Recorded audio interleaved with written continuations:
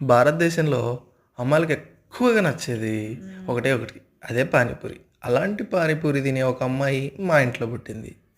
అలాంటి అమ్మాయిని కాలేజీలో వదలడానికి పోతామంటే పానీపూరి బండి కనిపించింది.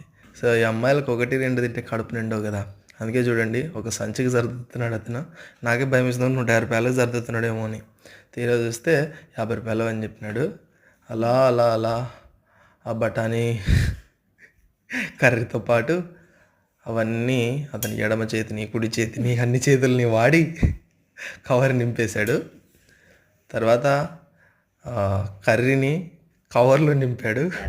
అది కర్రీయా లేకపోతే ఏమనాలో అర్థం కాలేదు, విచిత్రంగా ఉంది. సో మళ్ళీ ఎక్కువ అంటే వీడియో చూసి అమ్మాయిలు నా మీద హత్య ప్రయత్నం చేయొచ్చు. సో తర్వాత ఈ మూత్రాన్ని ఈ వాటర్ని నింపాడు.